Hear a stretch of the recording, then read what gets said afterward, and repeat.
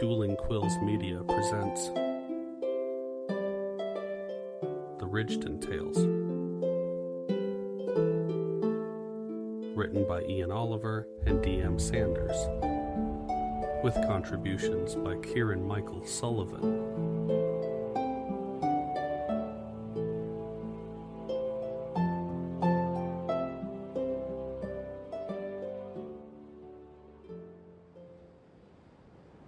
Chapter 15, Out of the Depths, Into the Clutches. Magnus, Dwarf Wizard.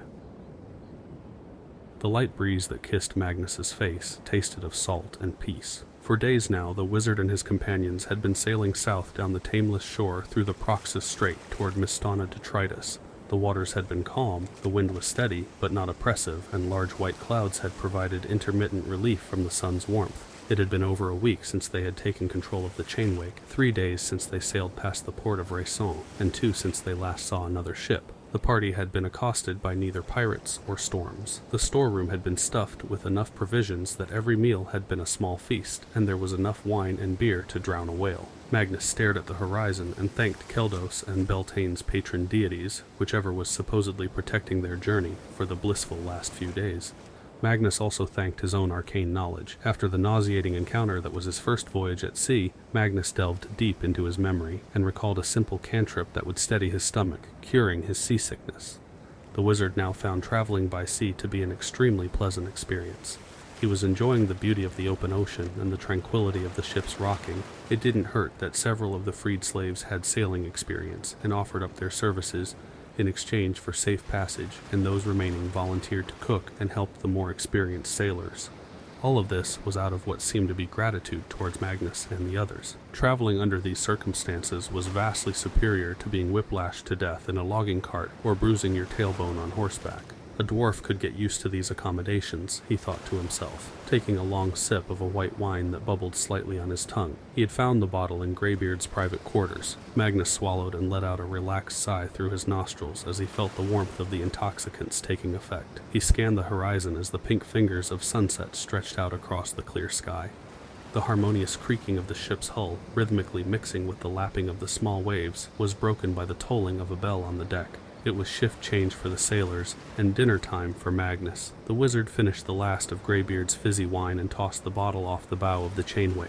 Crossing the doorway leading to the lower decks, he noted the large harpoon tied above the threshold. Depthrender was painted, in what Magnus could only assume was browned and sunburnt blood, on the shaft. Magnus found himself astonished every time he looked at it by the sheer size of the weapon. The blade itself was as long as the dwarf was tall, and the shaft was 3 times that length and as thick as a man's thigh.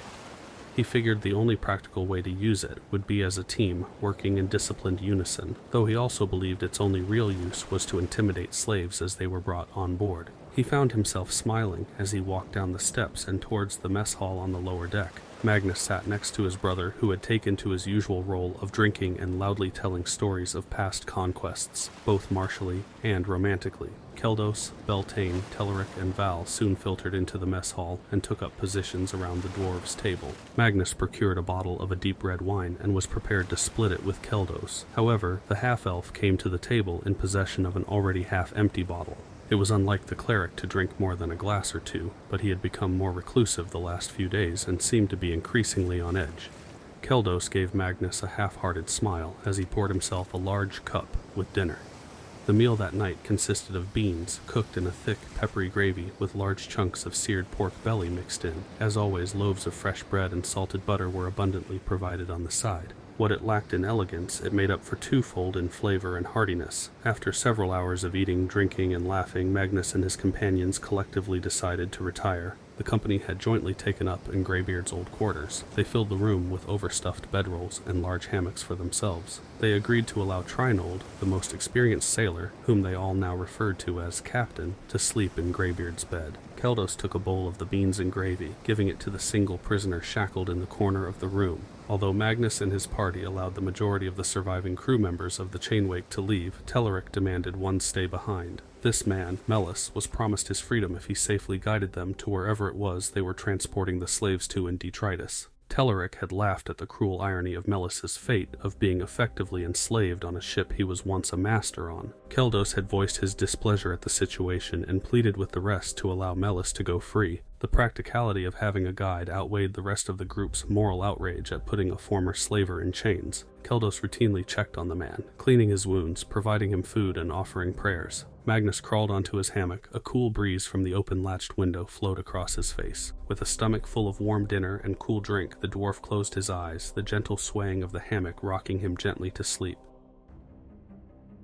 Magnus awoke unexpectedly when his face made sudden and violent contact with the ship's deck. The chainwake felt as if it was being tossed back and forth by the gigantic hands of two gods playing sport. Magnus attempted to stand, but was cast immediately back down as the ship lurched. He couldn't see anything in the darkness, but he could hear his companions and anything that wasn't bolted down being thrown about.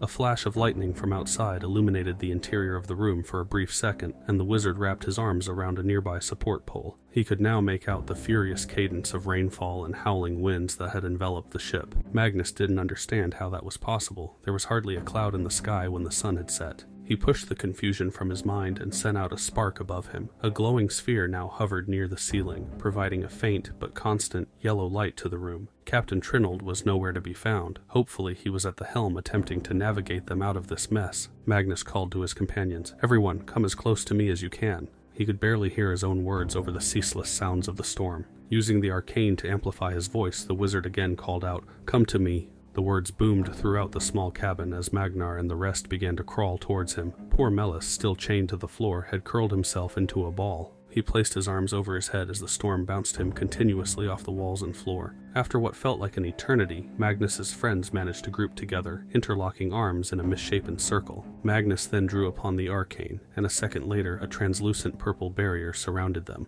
The arcane ward providing a pocket of stability for Magnus and his companions, as long as they stayed within its confines. Telerik assisted Magnus to his feet, and the rest of the party soon joined them. "Fantastic show, wizard, now expanded around the entire ship so that we may exit this maelstrom," Beltayne said as he righted his simple gray nightshirt. "I'm afraid even if I could make the ward that large, I wouldn't be able to hold it for long," Magnus replied. The spell wasn't actually that difficult to conjure. In fact, he had just expanded the same spell he used to steady his stomach and cure his seasickness. The scale may have been larger, but the same principles of the arcane applied.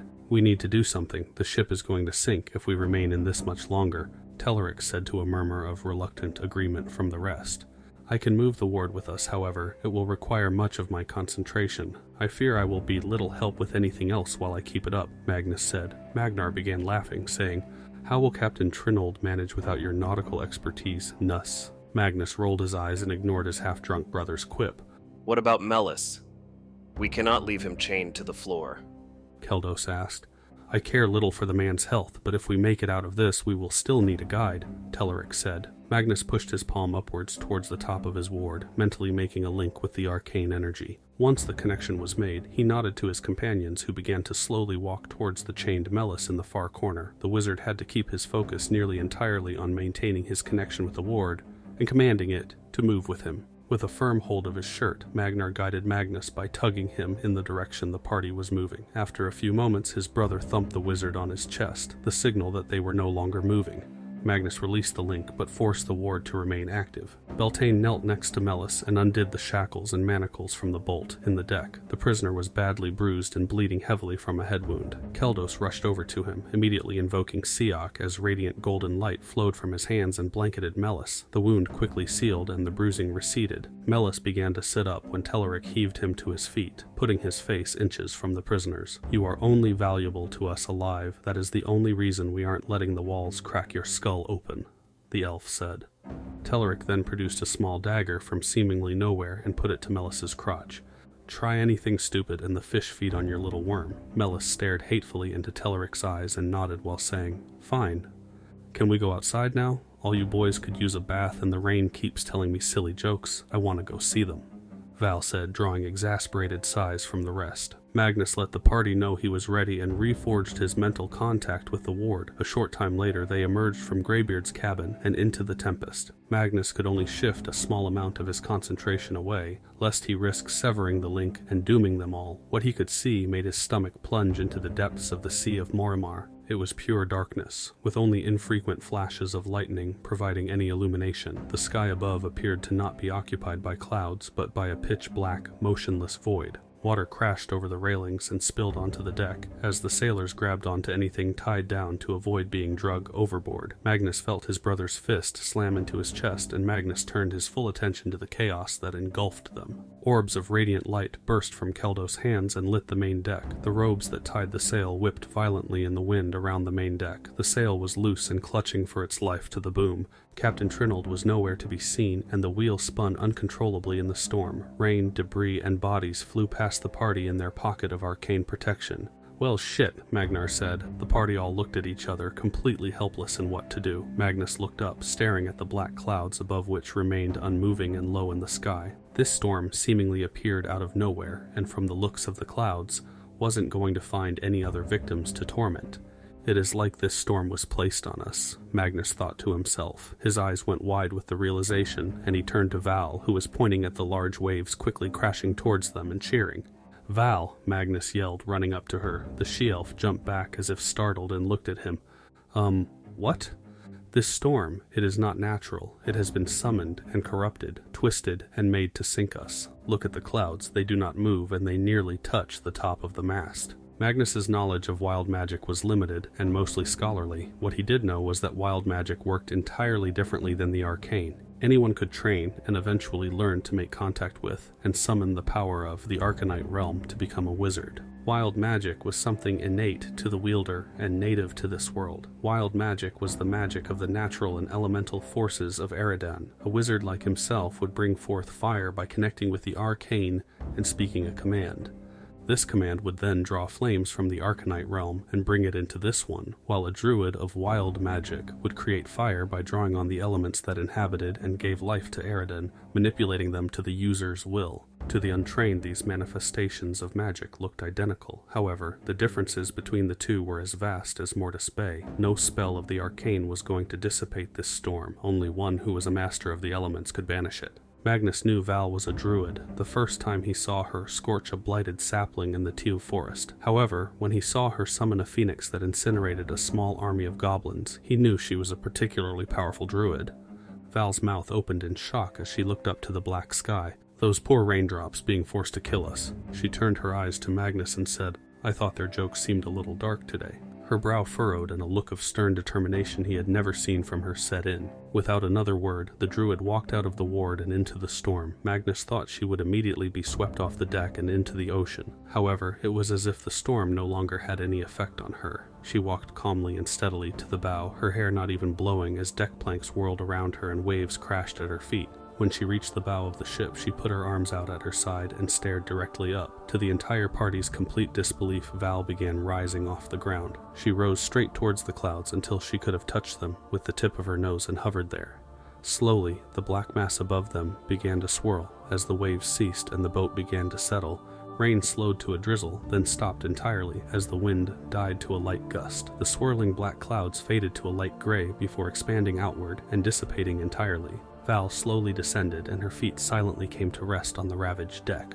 The yellow glow of an early morning sun spread out across a clear blue sky. The chain wake drifted peacefully in the calm, open waters, and a gentle, warm breeze blew across the stern. Crew members slowly began emerging from the lower decks, as others hesitantly released their grips from the railings and mast. Magnus dismissed the ward and ran to Val. "What did you do to the storm?" he asked, intrigued more than ever by the daft elf. "That storm has a name, and her name is Lily," Val said, a small amount of anger in her voice. "Lily said a big meanie told her she had to hide herself here and sink any ship that came this way. I told her she didn't need to do that anymore and that she was free. She was so happy she decided to take a holiday to the north of Eridan."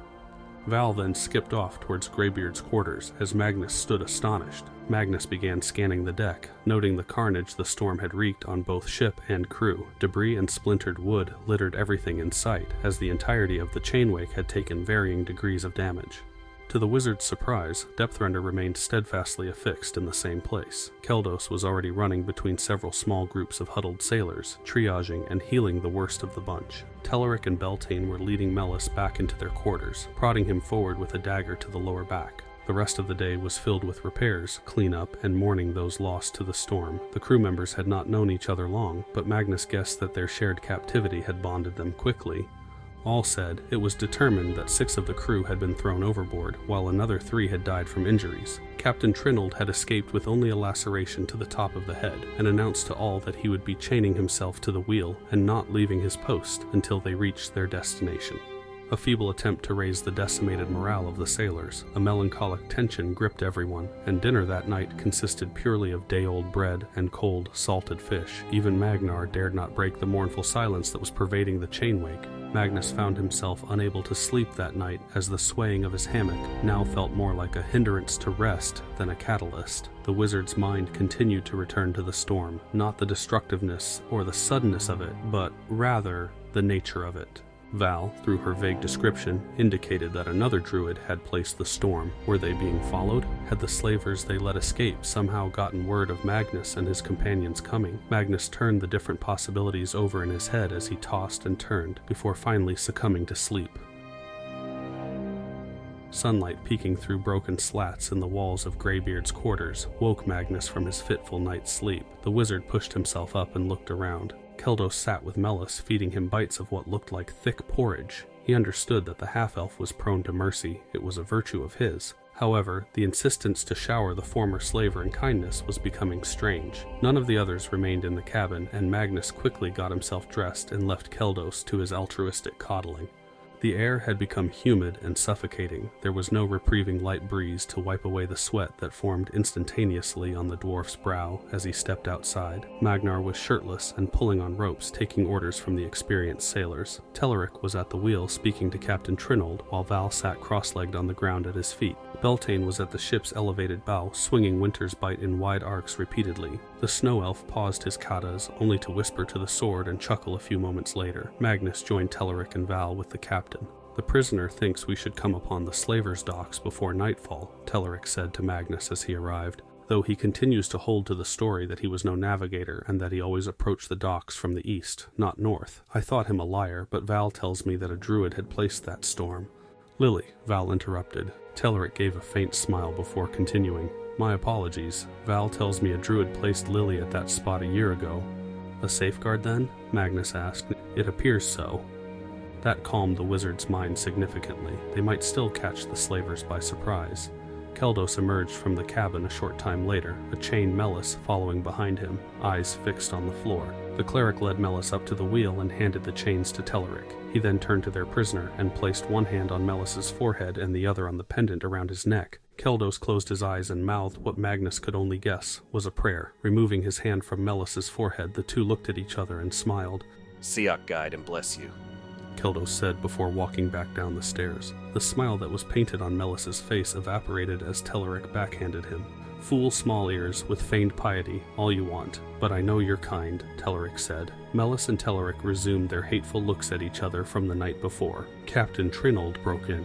"There are some landmarks on the horizon. What should we be looking for?" Mellis slowly removed his gaze from Telerik and looked at the captain. "You won't be able to see the docks until we are nearly upon them. All you will see is rocky cliffs, unoccupied beaches, and trees. Apparently some wizard created the illusion years ago." "Will you be able to find it?" Captain Trinald asked. "Possibly. Like I told you already, we never came in from the north, and when leaving we always sailed east for a full day before turning north." "To not risk that storm, I take it?" Captain Trinald asked. Mellis shrugged. "Take it however you want. I am just telling you what I know." Telerik stepped up close to Mellis and said, "This all sounds convenient for you and your employers. A compound that must be approached from the east, that is hidden by magic. Keep us circling the area for weeks until some of your friends can show up." Mellis looked at Telerik and began to say something, but Telerik punched him in the stomach, abruptly ending the conversation. Telerik raised his fist to strike the prisoner again, but Magnus interjected, saying, "If there is a spell, I will find it." Telerik smiled and lifted Mellis's head by his thin wisps of greasy hair. "You hear that? We have a wizard of our own. If you're lying, I'll have him turn you into nothing but a worthless pile of ash." Magnus left the wheel and walked back to Greybeard's quarters, where he found Keldos donning his armor. "It's going to get hot fast and all that, Kel," Magnus said with a laugh as he walked over to his hammock. "We don't all have the ability to ward ourselves with magic," Keldos said coldly. Magnus was taken aback by the cleric's tone and thought about just walking out. "Everything all right, friend?" Magnus asked, staring at the back of the cleric. The wizard heard Keldos sigh and saw his shoulders slump forward. I'm sorry. This journey has been hard on me. I fear what may have happened to my father. I have prayed for Ciaran to calm my nerves, but it appears he is using this ordeal as a test of faith. Magnus suddenly felt guilty for not approaching Keldos sooner. He had been able to tell the cleric was acting differently for days. But between the party's obsession of finding the slaver's compound and Magnus's preoccupation of enjoying himself, he had forgotten Keldos's entire purpose of leaving home was to find his father. "Is that why you've been tending to the prisoner this entire time? Take your mind off everything else?" Magnus asked. Keldos turned to him and smiled faintly. No. While it has been a welcome distraction, my attention to Melis has been one of duty. Duty? Magnus asked. My duty to lead his lost soul into the merciful arms of Ciaran. The man has spent his life wickedly, but he still has time to seek forgiveness and redemption. Magnus felt his face slump as the guilt washed over him. "I'm sorry, Kel, I should have." He started, but stopped when Keldos held up a hand in protest. You have nothing to apologize for, friend. I have made myself a recluse and sought comfort in isolation. "And wine," Magnus added. Keldos let out a laugh and said, Yes, I suppose I did have a few bottles to keep me company. Magnus approached Keldos and extended his arm towards the cleric. Keldos looked at the arm and pushed it away, instead embracing the dwarf in a hug. Thank you, Magnus. The next moment, Magnus felt himself be jerked to the floor. He looked up at Keldos, who was bracing himself against a support beam. "What the spells happened?" Magnus asked as he pushed himself back to his feet. It felt as if we have struck something, and we don't appear to be moving. Keldos responded. Shouting could be heard from outside the cabin as the pair looked at each other. "Sorcery. What now?" Magnus and Keldos emerged from the cabin just as 3 large purple and black tentacles slammed onto the deck. The tentacles gripped the wood, and seconds later the body of a giant squid emerged from the starboard side. "Kraken!" Captain Trinold shouted as the crew scrambled away from the beast. Without thinking, Magnus formed a fireball into his hands. However, Telleric's earlier admonishments rang in his ears, and he immediately dismissed the spell. More tentacles had appeared as the Kraken was wrapping itself around the entire ship. Magnar appeared, bare-chested and armed with his giant hammer. The dwarf rushed to the Kraken's body and swung hard, the hammer striking true. The blow, however, seemed to bounce harmlessly off the giant squid's translucent black skin. A tentacle wrapped around Magnar in an instant, lifting him several feet into the air and squeezing tightly around the dwarf's neck and body. Magnus froze, feeling helpless to do anything to save his brother. Fire would burn the ship, and lightning could potentially harm Magnar. The wizard thought of his orb, but he had locked it away in a chest at the outset of their voyage. Magnus looked around the deck, hoping someone could aid his brother. Most of the crew had disappeared to the lower decks. Trinold, still chained to the wheel, had drawn his short sword and was slashing furiously and inaccurately at a nearby tentacle. An arrow flew past the wizard and stuck into the side of the Kraken's body. It let out a brief cry, but appeared otherwise unaffected. Magnus looked and saw Telleric standing on the railing of the quarterdeck. Another arrow knocked. Beltayne was slashing at a tentacle and dancing out of the beast's clutches. Magnus looked up and saw his brother's face turning purple as tentacles strangled the life from Magnar. Magnus wished he could just reach out and rip his brother free. The idea slammed into the wizard's brain as he pulled arcane energy into this realm in the form of 2 large purple hands. Magnus sent the hands upward, and they grasped the tentacle wrapped around Magnar. Mirroring the wizard's own movements, the arcane hands pulled in opposite directions, tearing the tentacle in half and releasing his brother. Magnar fell several feet and crashed onto the main deck as black blood and flesh fell around him. The Kraken raised another tentacle high into the air and slammed it towards the fallen dwarf. Magnus dissipated his hands and quickly encased Magnar in a ward. The appendage bounced off the ward, and Magnus strained to keep the spell active from the force of the blow. Telleric, now suspended by the ankles high above the ship, had an arrow knocked and was attempting to aim at the body of the beast. However, the Kraken swung him violently as he shot. The arrow arced wide to the beast's right and plunged into the water. Several tentacles wrapped around the ship's mast, and Magnus heard it creaking and straining from the pressure. The chaos of the fight was penetrated by a bird's screech as a shadow flew over Magnus's head. An impossibly large black and red falcon bolted towards Telleric. The bird's talons sliced the tentacle holding the elf, and he plummeted towards the ship. Swooping downward, the falcon caught the falling elf before safely landing next to Magnus and Keldos. Telleric wrapped his arms around the giant bird's head and whispered something the wizard couldn't hear. The falcon began hopping in circles and throwing its head back like it was dancing. Is that Val? Keldos asked Telleric as he ran past Magnus and the half-elf. "Who else?"